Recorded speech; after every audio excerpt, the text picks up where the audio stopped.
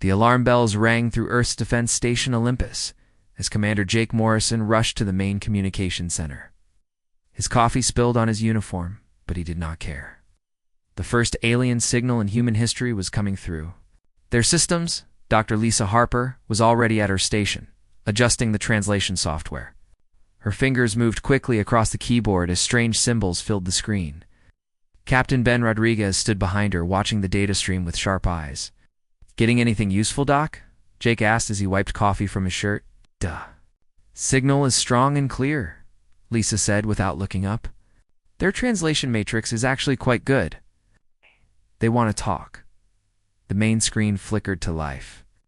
A creature appeared that looked like a cross between a lizard and a bird. Its skin was dark green with silver markings. Yellow eyes stared at them from a face that seemed both ancient and angry. "I am Ambassador Krelthak of the mighty Zephyrian Galactic Empire," the creature spoke. The translation came through clearly. "The primitive beings of the planet you call Earth must surrender immediately." Jake raised his eyebrows. Ben crossed his arms. Lisa stopped typing and turned around to look at the screen. "Your species has been selected for integration into our empire," Krelthak continued. "You will hand over all weapons, all ships, and all authority to Imperial forces. You have one of your planetary rotations to comply." The alien paused, clearly expecting fear or panic from the humans. Instead, Jake scratched his head. "Did he just give us 24 hours to surrender our entire planet?" "That's what it sounded like," Ben said. Lisa giggled. She quickly covered her mouth, but the sound had already escaped. Krelthak's yellow eyes narrowed. "You find our terms amusing, primitive creature?" "Oh no, sorry," Lisa said, still fighting a smile. "It's just that you're very formal about it, like you're delivering a pizza order." Jake tried to keep a straight face, but the corner of his mouth twitched. Ben coughed and looked at the floor. "We are the Zephyrian Empire." Krelthak's voice rose. "We have conquered 47 worlds. Our fleet number is in the thousands. You should be trembling before our might." "I'm sure you're very impressive," Jake said politely. "How many ships did you bring to our system?" 150 of our finest dreadnoughts." Ben whistled. "That's a lot of ships." "Lisa, what's our current fleet strength?" "About 300 active vessels," she said, checking her tablet, not counting the civilian ships. Jake nodded. "And how many people live on Earth now?" "Just over 8 billion. Lisa replied. Krelthak looked confused. These humans were not acting like any species he had encountered before. Usually by this point the aliens were either screaming in terror or begging for mercy. "You do not understand," the ambassador said slowly. "We have weapons that can destroy your cities. Our technology is far beyond yours. We have ruled the galaxy for 3,000 years. 3,000 years? Jake asked. "That's pretty good. How many species have you conquered in that time?" 47 civilizations have bowed before our power." Ben did some quick math in his head. "It's about one every 64 years. That seems a bit slow for galactic conquest." Lisa nodded. "I mean, at that rate, it would take you forever to actually control the whole galaxy." Jake could see that Krelthak was getting frustrated. The alien's green skin was turning darker, and his claws kept extending and retracting. "Perhaps we should call Admiral Sullivan," Ben suggested. "This seems like something she should handle." "Good idea," Jake agreed. He pressed a button on his console. "Admiral Sullivan, to the communication center, please." While they waited, Lisa asked Krelthak about his ship designs. She seemed genuinely interested in their technology. The ambassador, still confused by their lack of fear, found himself explaining their propulsion systems. Admiral Kate Sullivan arrived 5 minutes later. She was a tall woman with gray hair and calm blue eyes. She had fought in 3 wars and commanded Earth's combined military forces for 10 years. "I hear we have visitors," she said, looking at the screen. "Admiral Sullivan," Jake said. "Meet Ambassador Krelthak of the Zephyrian Empire. They want us to surrender." Kate looked at the alien for a moment. "All of Earth. Your entire species must submit to Imperial rule," Krelthak said. "You have no choice in this matter." Kate was quiet for a few seconds, then she smiled. It's not a mean smile, but the kind of smile a grandmother gives to a child who says something silly. "That's very kind of you to offer," she said politely, "but I'm afraid we'll have to decline." "Decline?" Krelthic's voice went up an octave. "You cannot. Decline. We are offering you the chance to join the Empire peacefully. And we appreciate that," Kate said. "But we're quite happy managing our own affairs." The ambassador stared at her. In 3,000 years of imperial expansion, no species had ever simply said no to them. "You do not understand the power you face?" He tried again. "Our weapons can turn your planet to dust." "I'm sure they're very effective weapons," Kate agreed, "but we're still not interested." Jake, Ben, and Lisa watched this exchange with growing amusement. The alien kept threatening them, and their admiral kept politely refusing as if she was turning down an invitation to dinner. "This is your final warning," Krelthic shouted. "Submit or face the consequences." Kate looked at the others. Shrugged. Ben grinned. Lisa was openly smiling now. "Tell you what," Kate said to the ambassador. "Why don't you think about it for a while? Take your time. We'll be here when you're ready to talk about something more reasonable." She reached over and ended the transmission. The communication center was quiet for a moment. Then Ben started. Chuckling, Lisa joined in. Jake tried to hold back, but soon he was laughing too. "Did we just hang up on a galactic empire?" Lisa asked between giggles. "I think we did," Kate said, and even she was smiling now. Outside the station, the Zephyrian fleet hung in space, waiting for a response that would never come. For the first time in their long history of conquest, the mighty empire had been simply dismissed. And somewhere on the command ship, Ambassador Krelthic was trying to figure out what had just happened. These humans had not begged for mercy. They had not offered tribute, had not even seemed impressed. They had just said no and laughed. It was the beginning of something the Empire had never faced before, something that would shake their power to its very core. The beginning of humans. Being human. Ambassador Krelthic paced back and forth on his command ship. His claws clicked against the metal floor with each step. He had never encountered anything like this in his 300 years of service to the Empire. "General Vextar," he called to his military commander, "show me the files on these humans again." The general was a larger Zephyrian with battle scars across his dark green skin. He pulled up the data on the main screen. "They're a young species. They have barely left their home planet.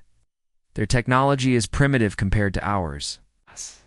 "Then why are they not afraid?" Krelthic demanded. "Perhaps they do not understand our power," Vextar suggested. "Some species need a demonstration." Back on Earth Defense Station Olympus, Dr. Lisa Harper was having the time of her life. She had spent years studying the possibility of alien contact, and now she had real alien technology to examine. "Their communication system is fascinating," she told Captain Ben Rodriguez. "Look at how they compress data. It's actually quite clever." Ben looked at her screens full of alien symbols and numbers. "Can you figure out how their ships work?" "Getting there," Lisa said, pointing at different parts of the data. "Their power source seems to be some kind of fusion reactor, but with a twist I've never seen before. And their weapons. ... double quotes." "What about their weapons?" Commander Jake Morrison asked as he joined them. "They're powerful, but not as scary as they want us to think," Lisa explained. "They use plasma cannons and energy torpedoes. Dangerous, sure, but we've been preparing for this kind of technology for decades." Jake nodded. Human scientists had spent years imagining what alien weapons might look like.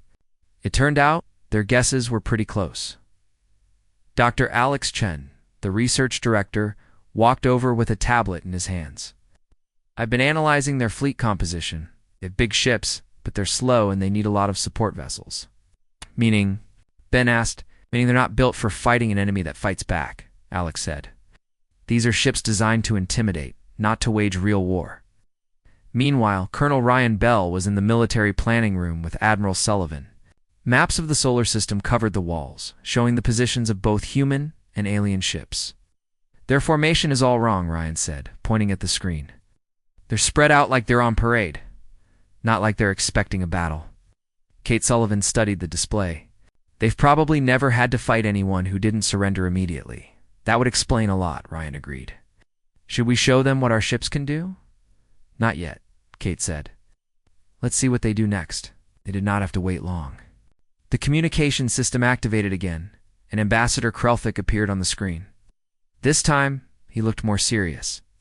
Humans of Earth, he began, since you seem to doubt our power, we will provide a demonstration. The screen split to show a holographic display. It showed a planet with blue oceans and green continents. Cities sparkled on the night side. This was the world of the Calorie Krelthik said. They were a proud species with advanced technology. They refused our generous offer to join the Empire. The display showed Zephyrian ships moving toward the planet. Beams of energy struck the surface. Cities disappeared in flashes of light. Then one day, their resistance was broken. The ambassador continued. Their leaders begged for mercy. Their people wept as they surrendered. He paused, clearly expecting the humans to be horrified. Instead, Jake raised his hand like a student in class. Excuse me, but how long ago was this? Krelthak blinked. 57 years ago? And where are the Calorie now? Lisa asked. They serve the Empire faithfully. They mine minerals on 12 different worlds. Ben frowned. So you turned them into slaves? They're productive members of Imperial society. Krelthik said stiffly. Alex leaned forward. Can we see their current population numbers? The ambassador looked confused. Why would you want such information? It's curious about your administrative efficiency. Alex said innocently. After some hesitation, Krelthik provided the data. Alex studied the numbers for a moment, then whistled. Ah! Their population dropped by 60%, he announced to the room. Either your mining operations are very dangerous, or you're not taking good care of your workers. Lisa shook her head sadly. That's terrible management. No wonder your expansion is so slow. Krelthak was getting frustrated again. These humans kept asking questions instead of being afraid. He decided to try a different approach. Perhaps you need a more immediate demonstration, he said. We will destroy one of your orbital stations as a warning. Kate Sullivan stood up. Which station were you thinking of destroying? The mining platform on your 4th planet? Mars Station 7? Kate asked. That would be inconvenient. We just finished building it. Then you understand our power. Krelthik said with satisfaction. Oh, we understand it fine, Kate replied. We're just not impressed by it. The alien stared at her. You are not impressed by weapons that can destroy cities? We've had weapons that can destroy cities for about 80 years now, Ben said casually. We've had weapons that can destroy entire planets for about 40 years. We've used them. On ourselves, Jake added. Multiple times. Krelthik's jaw dropped. You have destroyed your own cities. Only 2 with the really big bombs, Lisa said. But we've blown up thousands of cities with conventional weapons. We're very good at destroying things. We've also survived ice ages, plagues, asteroid impacts, and global wars, Alex said. Destruction is kind of our specialty. The ambassador was speechless. In all his years of conquest, he had never met a species that casually admitted to bombing itself. But why would you destroy your own settlements? He finally asked. Usually because we disagreed about something, Kate explained. Humans are very good at fighting. We've been practicing for thousands of years. We fought each other with sticks and stones, Ben said. Then with metal weapons. Then with explosives. Then with nuclear weapons. And with space-based weapons. We're very creative when it comes to warfare. And now you want to fight us? Krelthik asked. Not particularly, Kate said. Fighting is expensive and messy. We'd rather you just went away. But if you insist on fighting, Ryan said, speaking for the first time, we're definitely up for it. It's been pretty quiet lately, and the military is getting bored. The transmission from the Zephyrian ship went silent. On the command deck, Ambassador Krelthak stared at the blank screen where the humans had been. General, he said slowly, what have we gotten ourselves into? General Vextar was studying the human communication data. I am not certain, Ambassador, but I think we may have made an error. What kind of error? The kind where we threaten a species that considers warfare to be recreational activity. 4. The first time in his long career, Ambassador Krelthik felt something he had never experienced before when dealing with primitive species. He felt worried. General Vextar decided that threats were not working. He needed to understand these strange humans better. Against Ambassador Krelfik's advice, he chose to visit the human planet directly. "I will take a small diplomatic team," he told the ambassador. "You must learn what makes these creatures so confident." "It could be a trap," Krelfik warned. "Everything about this species is a trap," Vextar replied. "But we need information." 3 hours later, a small Zephyrian shuttle landed at the human spaceport in Geneva.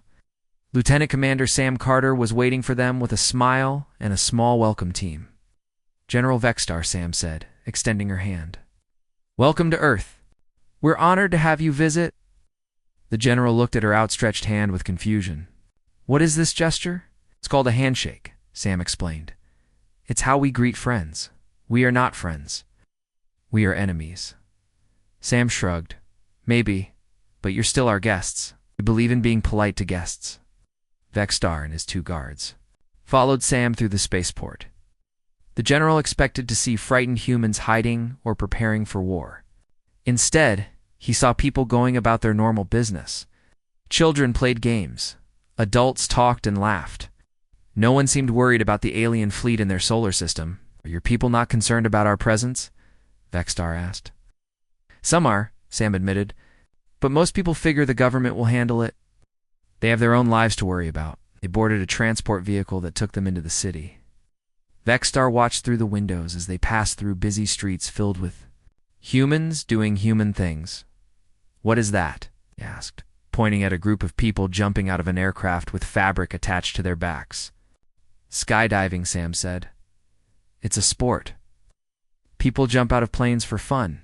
They risk death for entertainment. Well, it's not usually deadly if you do it right, though accidents do happen." Vextar was quiet for a moment. "Ass!" "And those humans climbing the tall structure?"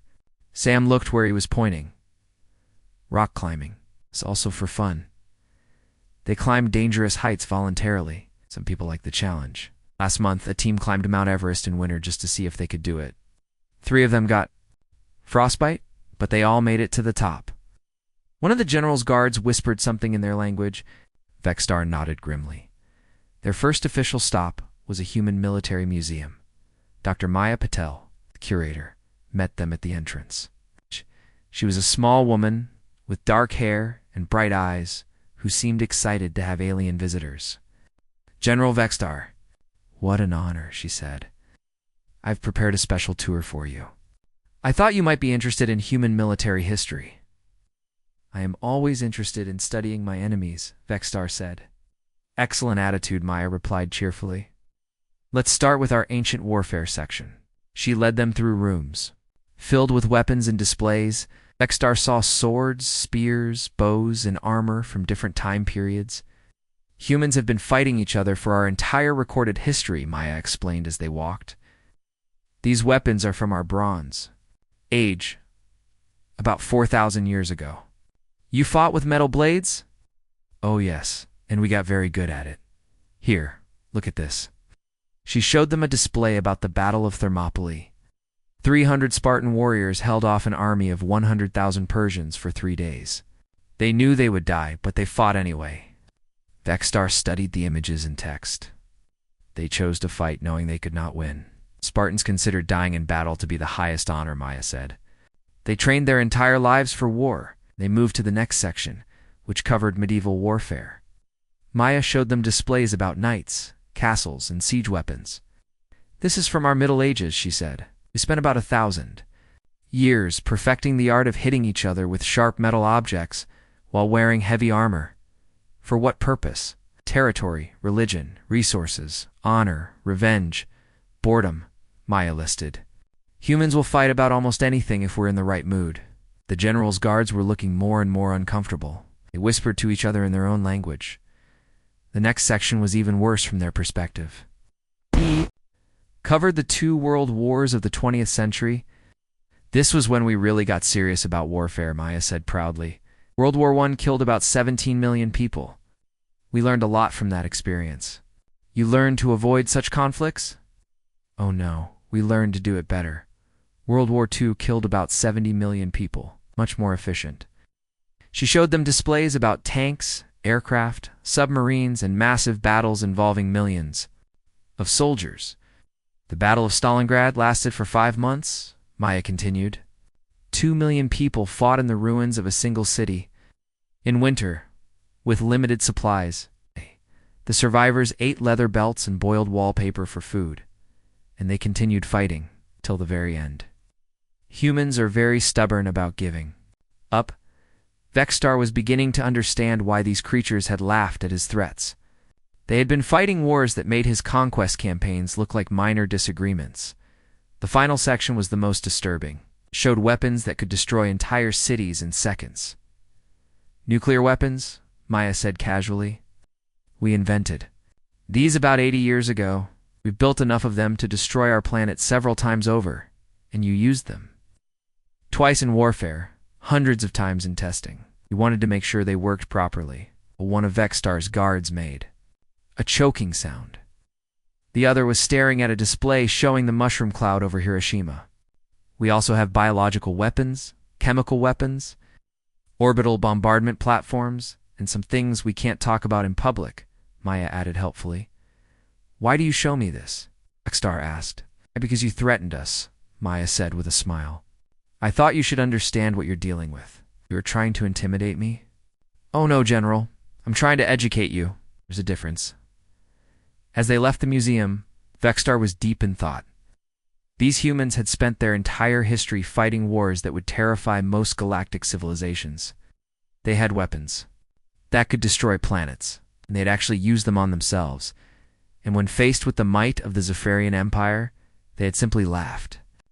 Lieutenant Commander Carter, he said, as they walked back to the transport. Yes, General, our people are not normal, are they? Sam thought about it for a moment. I suppose not. But normal is boring, don't you think? Vexstar looked up at the sky, where his fleet waited in space. For the first time in his military career, he wondered if he had made a terrible mistake. These humans were not like any species he had ever encountered. They were not afraid of death. They were not impressed by superior firepower, and they seemed to consider warfare to be a form of entertainment. He was beginning to think that the Empire had picked the wrong planet to conquer. General Vexstar returned to his ship with a heavy heart and a troubled mind. His guards looked shaken, and he felt no better. He had come to Earth expecting to find weak primitives. Instead, he had found something much more frightening. Ambassador, he said as he entered the command center, we need to talk. Krelthik was studying reports from across the Empire. His yellow eyes looked tired. How was your visit to the human world? Disturbing? Vexstar replied. These creatures are not what we thought they were. What do you mean? Air warriors. Ambassador, all of them. Their entire species has been shaped by constant warfare. They fight for sport, they fight for resources, they fight for ideas. They have turned killing into an art form. Krelthek set down his tablet. But they are primitives. They have barely left their home planet. They have barely left their home planet because they have been too busy fighting each other, Vexstar explained. They have weapons that can destroy worlds, and they built them to use against themselves. Before Krelthok could respond, alarms started ringing throughout the ship. A communication officer rushed over to them. Ambassador, we are receiving messages. From across the Empire, something is happening. The main screen activated, showing a map of Imperial space. Red warning lights were flashing on dozens of worlds. What is this? Krelthik demanded. The first message came from the Kalari homeworld. The planetary governor appeared on screen looking panicked. Imperial Command, we have a situation. The Kalari workers are refusing to report to the mines. They are gathering in the cities and laughing, Krelthik repeated. Yes, sir. They keep saying that if the humans can say no to the Empire, so can they. The next message came from the Althari system. The Althari have stopped sending tribute. They claim they are too busy laughing at Imperial demands to comply. More reports flooded in. The Nexari had declared independence. The Voltok were asking why they should be afraid of an empire that could not even conquer one primitive planet. The Zalorians had started making jokes about Imperial superiority. How did they learn about the humans? Vexstar asked. The news is spreading through the communication networks, the officer replied. Everyone in the galaxy knows that Earth laughed. At our demands, Ambassador Krelthek watched his empire crumble in real time. Species that had served faithfully for centuries were suddenly questioning imperial authority. The power that had ruled the galaxy for 3,000 years was becoming a joke. "Sir," another officer called out, "we're receiving a transmission." From Earth, Admiral Kate Sullivan appeared on the screen. She looked calm and professional, as if she was discussing the weather.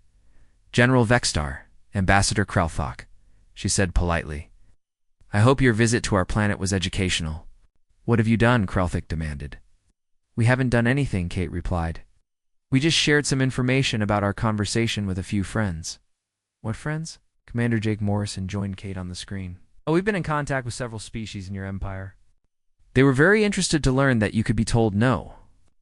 Dr. Lisa Harper appeared next to them. "It turns out that many of your subjects never wanted to join the empire in the first place. They just thought they had no choice," we showed. "Then that there's always a choice," Captain Ben Rodriguez added as he joined the group. Krelthok realized what had happened. The humans had not conquered the empire with weapons or threats. They had conquered it with an idea. The idea that the empire could be resisted. "You have destroyed 3,000 years of galactic order," he said. "We freed 3,000 years of galactic oppression," Kate corrected. "There's a difference." More reports came in from across Imperial space. The rebellion was spreading. Faster than the Empire could respond, world after world was declaring independence, and the Imperial fleet was too scattered to stop them all. "What do you want from us?" Vexstar asked. "Nothing," Kate said. "We just want you to leave us alone. And if we refuse?" Jake smiled. "Then we'll have to stop being polite about it." The transmission ended. In the silence that followed, Krelthok and Vexstar looked at each other. Round them, their officers stared at the screens showing the collapse of everything they had known. "What do we do now?" Vexstar asked. Before Krelthok could answer, another message came through. This time, it was from the Imperial capital itself. "Ambassador Krelthok," the voice said, "the Imperial Council has voted. You are recalled immediately. The invasion of the human system is cancelled." "On whose authority?" Krelthok demanded. "The authority of reality," the voice replied. "We cannot fight a war against half the galaxy. We need to negotiate." 2 weeks later, Ambassador Krelthok found himself back in the Human Communication Center. This time, he was not making demands. He was asking for help. "The Empire is falling apart," he admitted to Admiral Sullivan. 60% of our worlds have declared independence. The others are demanding better treatment." "That sounds like a good start," Kate said. "We request that humanity assist in establishing peaceful relations with the former Imperial worlds." "What's in it for us?" Captain Rodriguez asked. "Trade, technology exchange, mutual defense agreements," Krelthok offered. "We promise never to threaten Earth again." Dr. Harper leaned forward. "What about all those species you conquered? What happens to them?" "They will be free to govern themselves," Krelthok said. "The Empire as it was is finished." Commander Morrison nodded. "That's a good first step, but we'll need guarantees." "What kind of guarantees?" "The kind where we help establish a galactic council with representatives from all species," Admiral Sullivan explained. "Equal voices, equal votes, no more Imperial domination. And if any species tries to rebuild an empire like yours," Colonel Bell added, joining the conversation, "they'll have to deal with all of us together." Krelthok was quiet for a long moment. Then he nodded slowly. "The Zephyrian Republic agrees to these terms." "Republic?" Kate asked. "We are learning from your example," Krelthok said. "Democracy seems to work better than tyranny." 6 months later, the first Galactic Council met on a neutral space station. Representatives from over 100 worlds attended, including several humans. The old empire was gone, replaced by a loose federation of free worlds. Captain Rodriguez had been elected as the first director of the Galactic Comedy Exchange, where species from across the galaxy came to learn the human art of finding humor. In impossible situations, Dr. Harper ran the New Galactic Research Institute, where aliens and humans worked together to solve problems through cooperation instead of conquest. And Admiral Sullivan served as the first human representative to the Galactic Defense Force, which existed not to conquer worlds, but but to protect them from anyone who might try. As for Ambassador Krelthek, he had become something he never expected to be. He had become a student, learning from the species he had once tried to conquer. The galaxy was a very different place now. It was noisier, more chaotic, and infinitely more free. And everywhere, on worlds that had once trembled before Imperial might, people were learning to laugh at tyranny. It turned out that laughter really was the best weapon against oppression. The humans had been right all along.